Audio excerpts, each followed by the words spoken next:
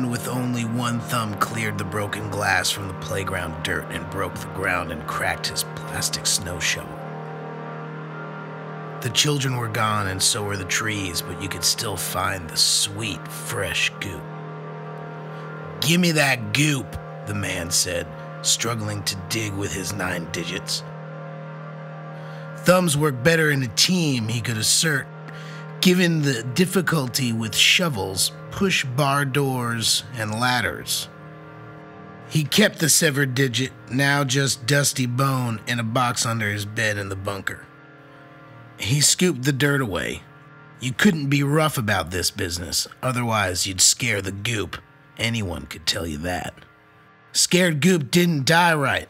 It stiffened up, and whatever muscles it had, if they could be called muscles, turned all tense and full of acid. You'd taste it for weeks if it died scared. Goop hunting took a gentle spirit. He paused. He could hear dogs barking in the distance. They reached sexual maturity at hardly a year old. They could reproduce the problem away, and did. Over 20 years, new breeds emerged hardier than dogs before, and they had no regard for the owners of old. Strange, twisted teeth-like roots growling out of mouths, eyes larger, and snouts diminished because smelling was no longer healthy. The world was rank, and everything which survived did so gagging. He dug down another 3 inches with ginger scoops of shovel, and then he got on his scabby knees and genuflected low, sniffing in the loose soil for a relief from the carcinogenic vapors of the world. "Nothing," he spat. He took a few steps back and looked at the playground again. His trained eyes looked for irregular patterns in the dirt, stray swirls or divots where the goop may have entered. No one could say why, but the goop could only be found where children once were. Nurseries used to crawl with them before goopers scared them all away, or ate them up, or, if it was religious folk who found them first, burned them to crispies. Not everyone approved of goop, nor could everyone prepare it the way the man did.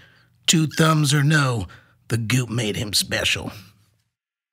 There, 2 yards from the swing sets, he saw a divot in the dirt and eyes focused intently. He saw the broken clods jitter. He licked his lips. "Give me that goop," he grinned with dead brown teeth. If the dirt was jittering like that, he wouldn't even need the shovel. Instead, he genuflected again and sniffed. Burnt ozone. Like a bit of gooey lightning. It was right there. He brushed the dirt from the top of the 4 fingers of his right hand and cooed softly. "Shh, shh, it's okay, baby." As though in response, he heard the goop's distinctive whistle, like a dying balloon trying to suck the air back in like this.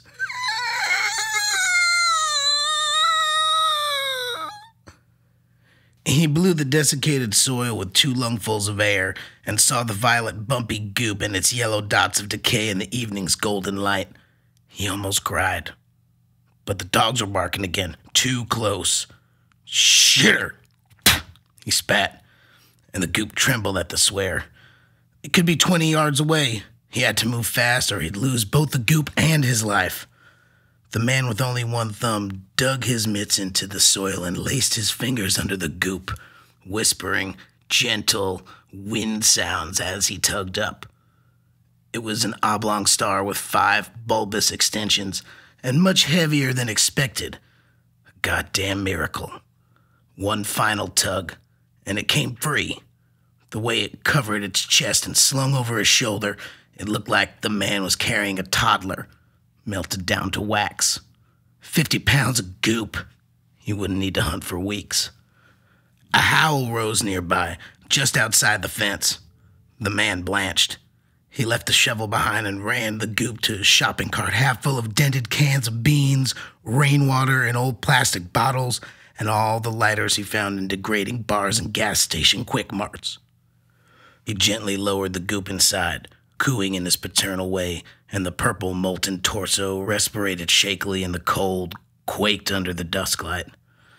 It's okay. It's okay. You'll be warm soon.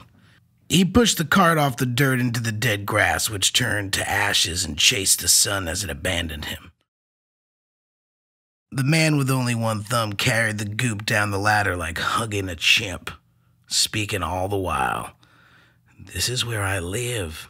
Do you see that? Down we go. Shh, it's okay. He says as it began to roll up his stomach and off his shoulder as though yearning for the hatch. You smell that? That's cinnamon. You ever smelled cinnamon before? Bet you haven't. It's my favorite. There at the base of the ladder, the man lit a candle with a recovered lighter, then another and another and another. He had gas lamps, but those were decoration only since the gas ran out. Now cinnamon overpowered the natural smell of the reborn world, and the man felt at peace. He'd feel much better in a few minutes. Taking a candelabra with him into the adjacent room of the bunker, the goop would have seen the debris he had gathered if it could see. Cans of beans and vegetables and pears were stacked against one scratched aluminum wall, and held with hooks on the other were the man's many surgical steel implements. Amidst the junk, he had a priest's collar folded away somewhere, of which, if asked, he'd say nothing. He gathered a piss-colored baby blanket and smoothed its cuddly animal smiles over the exam table he stole from a hospice. See? He asked the goop. Nice and warm, huh? Now the goop was drawn by the promise of comfort, and making its wheezing respiration as it slunk down the man's chest onto the blanket. You like that, don't you? The goop seemed to agree in its mute calmness. The man with one thumb reached for the vial of powdery molecular sieves. Shh, it's okay, baby. He poured the powder on, and at once the goop began to fizzle and scream mouthlessly. The sieves, small, powdery pellets formulated in another time for laboratory use, sucked the moisture from the goop. This, in turn, created blistering heat which bubbled the goop like boils. Inhuman, unknown as it was, the man knew the goop was in pain.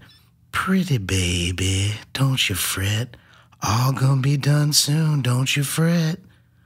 The goop turned brittle, and if it tried to move, it cracked, and if it tried to breathe, it burned. It died. And the sieves did not cease their duty. The man with only one thumb let the goop desiccate for another 2 hours. All the while, his appetite grew. When the process was complete, the goop was firm, but pliable, like a dry sponge. The man clapped his hands, rubbed the dirt off his dungarees, and broke off a piece of that sweet goop. He stuck it in the space between his lower lip and front teeth, and sucked, careful not to swallow. It had to be absorbed.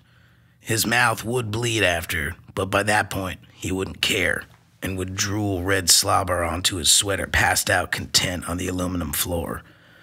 A minute of sucking later, and his lungs stopped pumping.